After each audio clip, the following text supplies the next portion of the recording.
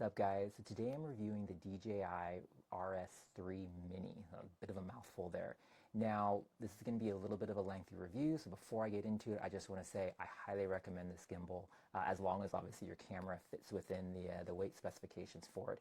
If it does, definitely go out and get this, ditch your RS2, even your RS3, and definitely if you have one of the older Ronins, go for this. This thing is tiny, has great power, and works just like all its big brothers. So that being said, I just wanted to show you kind of my setup right here. I have a handle off of my RS2 and then a small rig grip right here, so that's where I mount my monitor to. It's kind of hard, right? There's not a lot of real estate on the actual body of the RS3 Mini to mount anything, so having your monitor down here is definitely good for that. Something else that I just wanted to mention, just gimbals in general, especially these kind of like one-handed stick style gimbals, is that a reason why, I've run all sorts of different gimbals, from the FreeFly and then all the different DJI Ronin models all the way up to the RS2, and I always liked having the ring around the gimbal, and that's because the weight of the camera, your hands get to be right where it's at. Whereas if you're holding this thing, it gets really top heavy really quickly and you're really straining your wrists. So if you get this, that's the reason people get handles, is to try to help take some of that strain off your wrist. But if you have the handles down here, you're still going to have that strain. And what you want to do is try to get the handles up higher so they're more in line with the actual weight of the gimbal so it doesn't get so top heavy. Anyway, all that to say, yes, this is kind of my setup. And right now I'm running the Sony FX3 on here.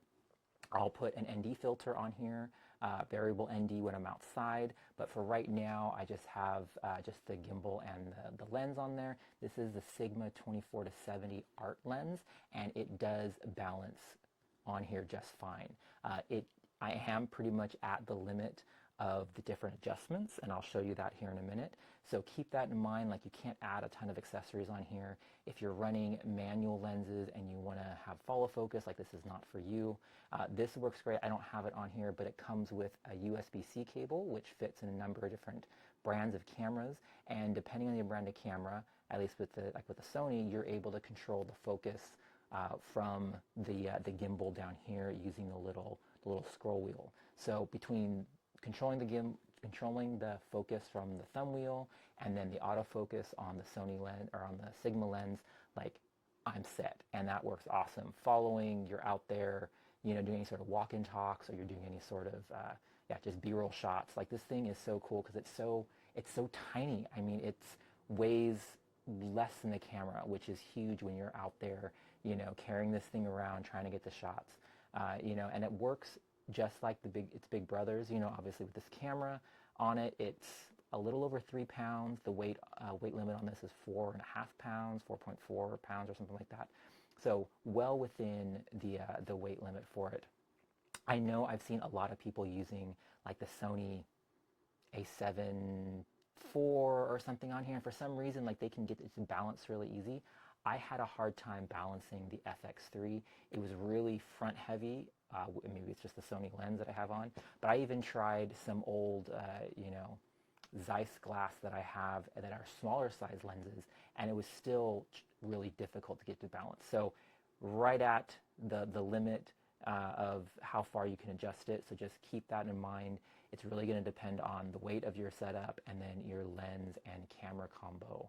But I can attest that it does work with the FX3, FX30 obviously, with the Sigma 24-70 art lens on there.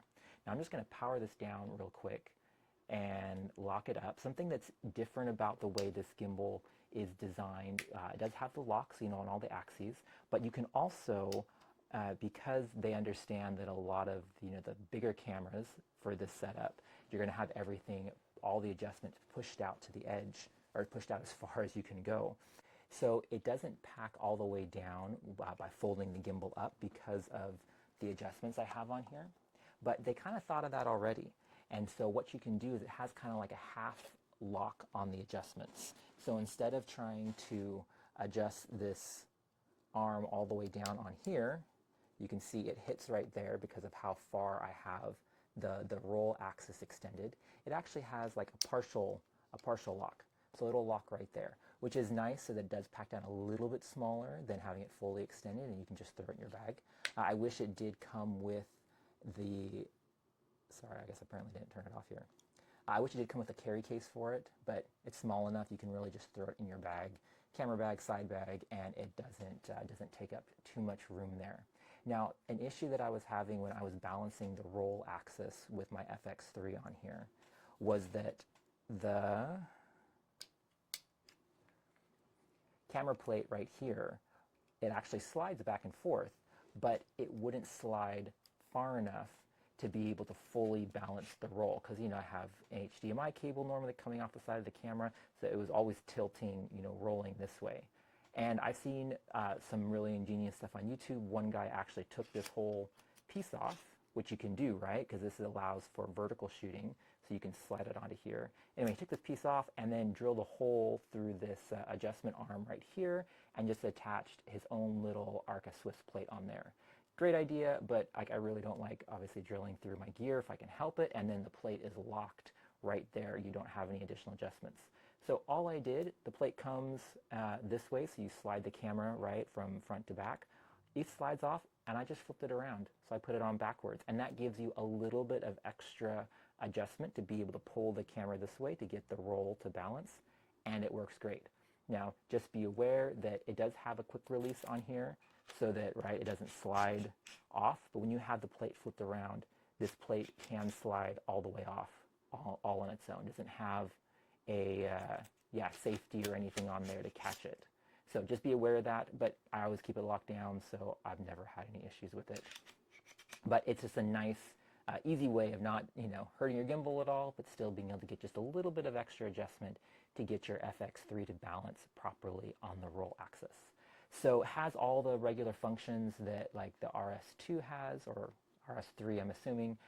You know, you can do time lapse, you can do panorama, you know, all those kind of things. I just use it for shooting B-roll, and it works awesome. You know, I have my user settings set up, so I have some slow follow settings, faster follow settings, all that kind of stuff. It's funny, my wife was actually the one that suggested I check out this gimbal. We travel a lot for work, and so we're always looking to, you know, slim down the gear that we're taking, trying to pack a more efficient, lighter weight stuff. And so we went from the Ronin MX to the RS2, and then, which is we've been rocking with kind of the Pro version has the follow focus wheel and everything on it. But since we moved over to the Sony FX3, we have the autofocus lenses, which work awesome. And so she said, check this out. And I was hesitant to, because it's small, and I've tried other companies' smaller gimbals, and they were just never up to par with the Ronin's algorithms and stuff for stability. But this little guy right here, I mean, obviously it's Ronin as well. It's just a smaller version of it, a little bit more lightweight, and it rocks. So it keeps up with its bigger brother, no problem. So just make sure when you get this that your camera setup is going to fit within the weight limits. Try to stay away from really pushing the limits. I'm sure this thing can handle it, but if you want to get the best performance out of it, I definitely keep your setup under 4 pounds. And then it's just the adjustments for trying to make your camera fit. So yeah, if you have issues with the roll axis, definitely flip your camera plate around. And also make sure the RS2's Arca Swiss plates do fit on here, but especially with some of these bigger camera setups, another issue I was having is that it was getting top heavy. And I realized that the RS2 Arca Swiss plates are a little bit higher, or at least one of them is a little bit higher than the one that comes with this. So I was able to put the RS3 Mini's plate on there, and it lowered my whole center of gravity on my FX3. So then I was able to get it to balance properly with the, I don't know, whatever this axis is right here. So just some little tips to keep in mind. But if you're looking for a good travel setup, or even an everyday gimbal setup, this is definitely something to keep in mind if you have a smaller camera rig. One thing is it doesn't have a detachable battery grip like the RS2 and the RS3, but as it is, I mean, it lasts for 8 to 10 hours, and I mean, for me, this will last multiple days of shooting because I don't run it constantly all day long. So to each his own though, definitely figure out, you know, what you're going to be using it for, how long you need, and if you don't need to be running it constantly for days on end, then this is something to check out, or if you're traveling or something like that. So anyway, thanks for watching, guys.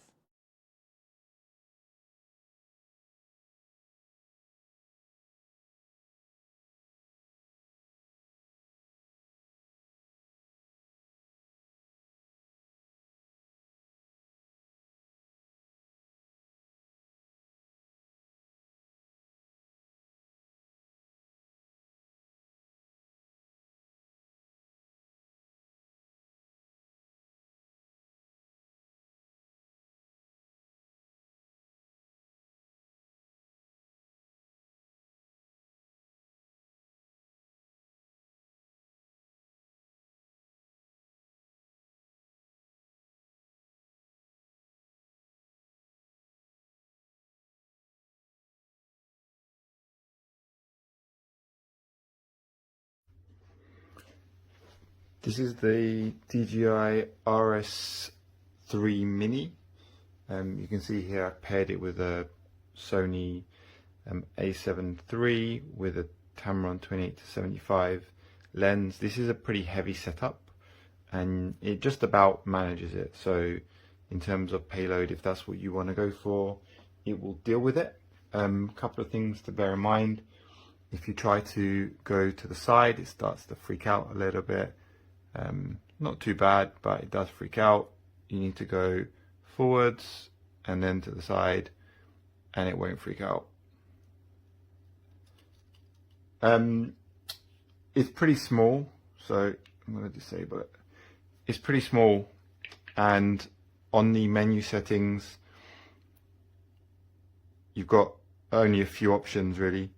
So you've got like the motor calibration, you've got the mode, you've got the photo speed, you've got joystick speed, joystick smoothness, dial function and dial speed. So dial function here says what the dial does, which is on the back, and you've got the trigger button.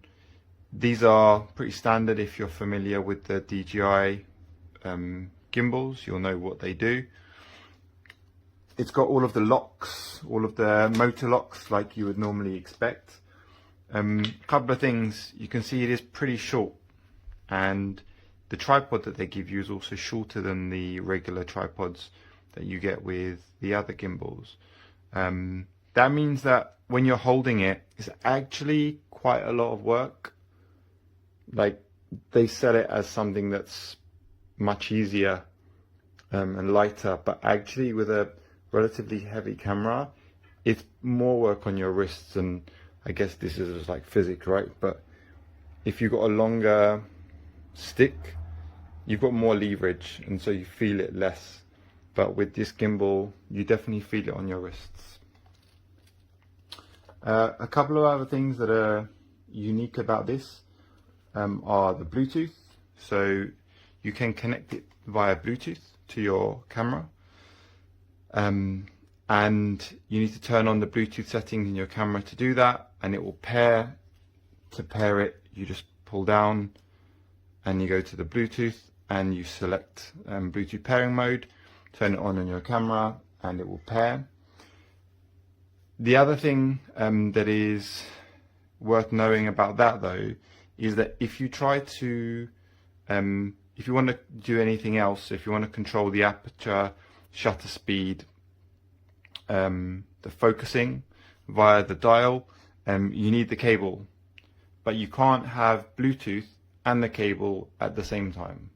It's one or the other, and if you put the cable in, then you need to turn Bluetooth off on your camera, otherwise the cable won't work. So that's a quirk.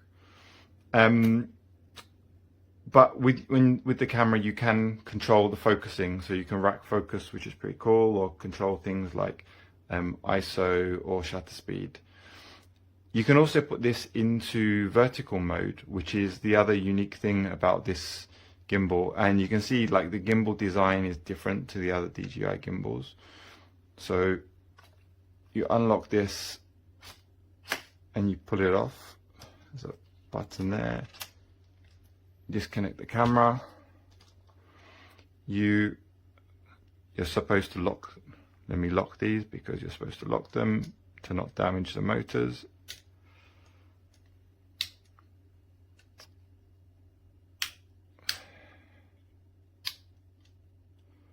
Okay, so you release this. There's another pin at the bottom. You release that. Now, on here there's a red arrow, and on this there is a red arrow, and you go red arrow to red arrow. It's difficult without looking, and you slide it on and lock it into place. And it's that simple. You obviously now need to recalibrate the gimbal because it's the balance has changed, so you need to rebalance it, recalibrate the motors, do a balance check and all of that good stuff. But you can shoot perfectly well in portrait mode, which is cool. Generally, I really like it, but I would say that you should probably get a extension pole, because holding a heavy setup on a very short grip is very, very tiring on the wrists. So I'll be using it with my extension pole, which kind of undermines the mini part, but at least you can fold it up still and fit it into your bag a little bit more compact than you can if you've got a bigger gimbal.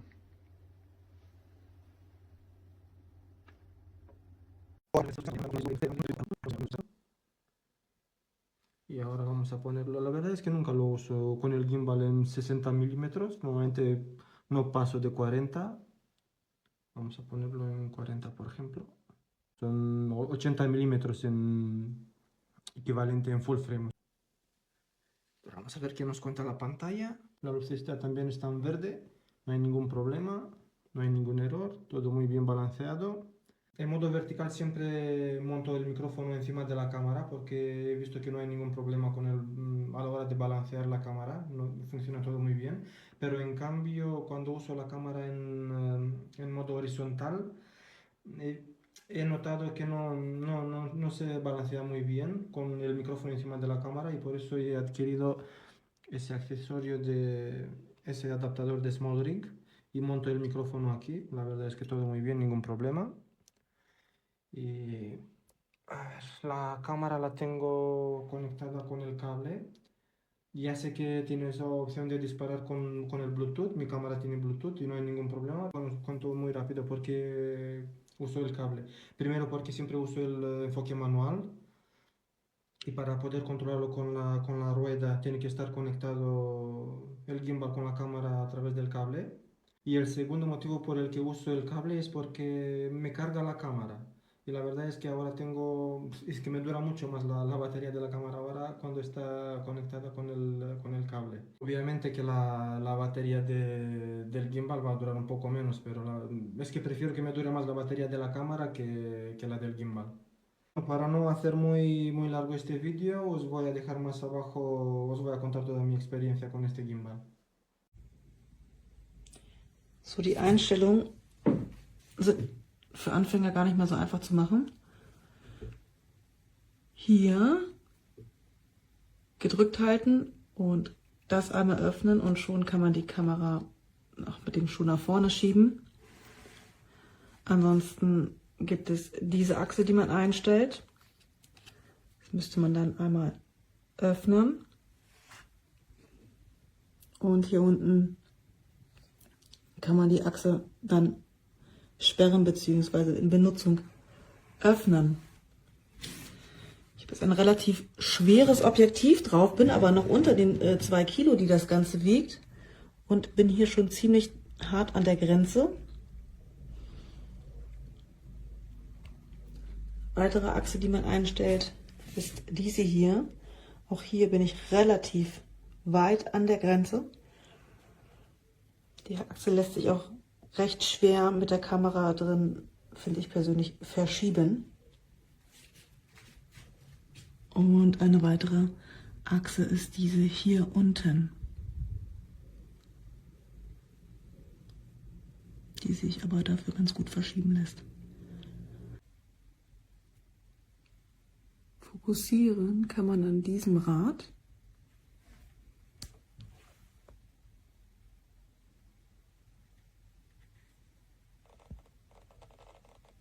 Man hört es auch leicht.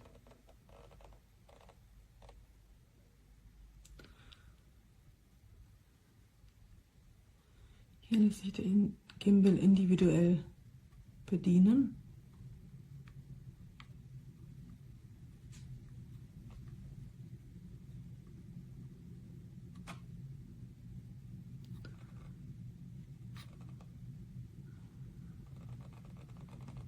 Und wenn man wieder das gerade stellen möchte, dann hier einfach doppelt drauf.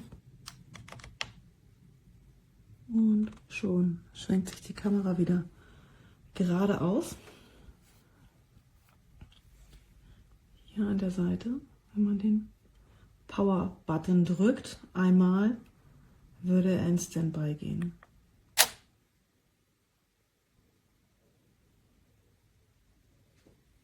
Und schnell wieder an.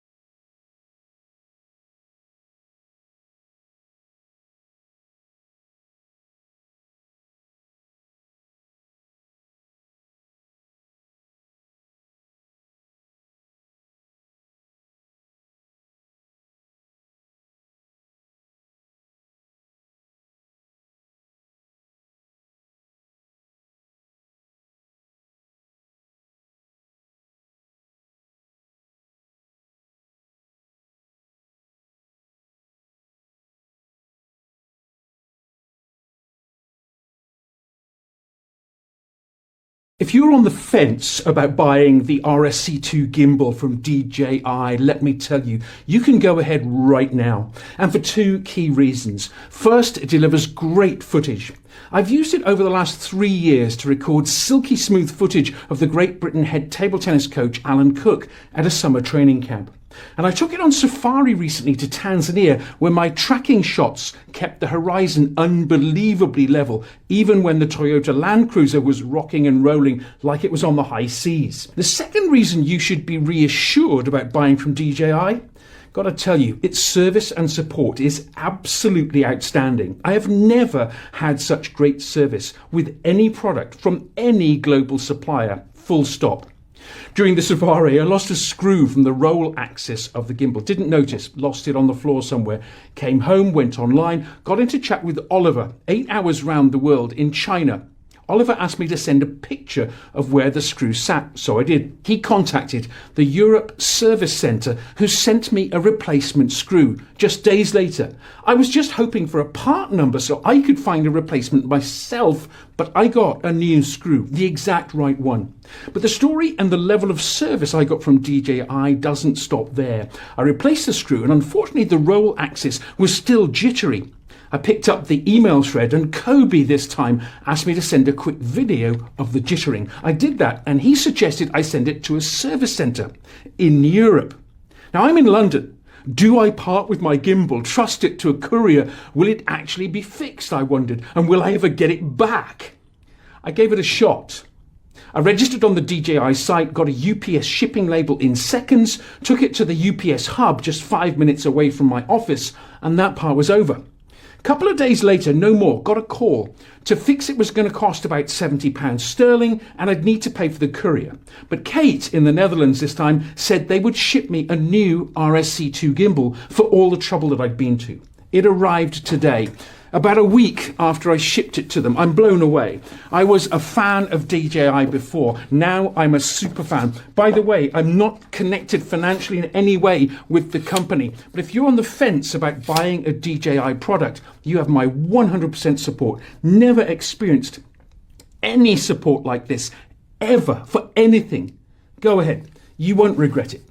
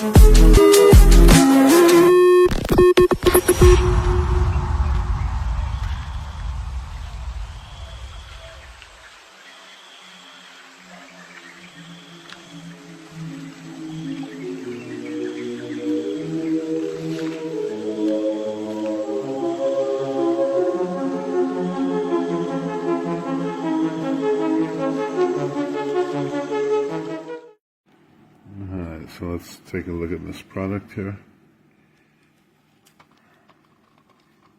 As you can see, it kind of has a life of its own. Here's the different modes. So, pan follow. This one is the only one that really works. It goes left to right. And again, we're looking at the RS Ronin 3 Mini. See, again, on its own, it abruptly moves.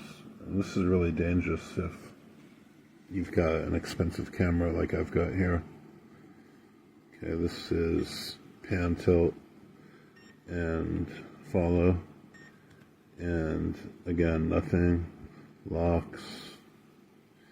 You know, all of the axes were unlocked or are unlocked. It just stopped automatically. But we can't get any movement here. We can't get any lift on this axis. So the only thing you really get is from right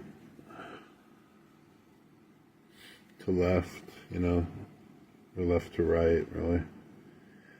You know, it's not this product, this Mini 3 version of Ronin. It's just not strong enough. And I mean, you could maybe calibrate all day and get it to work for 2 minutes, but who wants to spend $400 to do that? So I'm going to give this a thumbs down.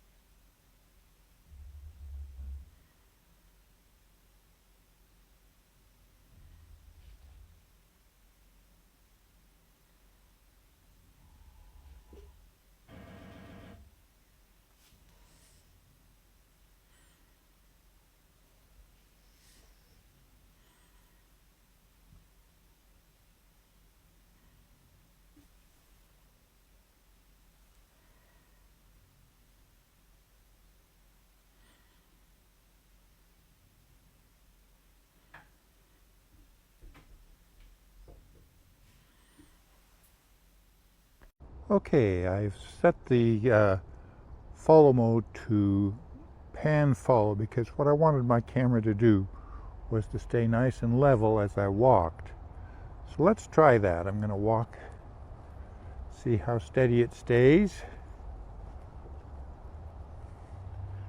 And then what I like is as I turn, I have it in slow follow so that it nicely brings the camera to a stop after I turn.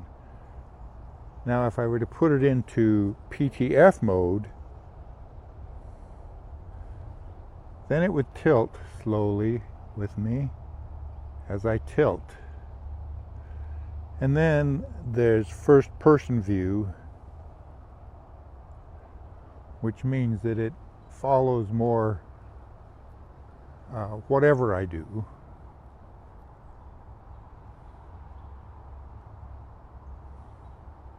And you can set various custom modes as well.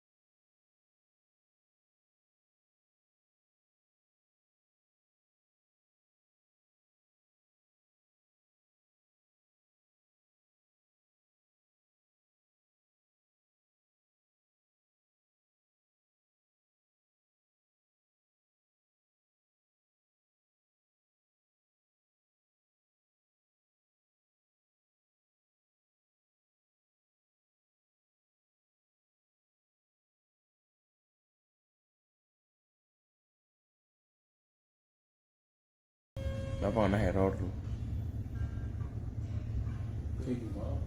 Terus sinyal. Tuh, krek. Lá bên đây nó đào nước lén Sing error macam. rồi nó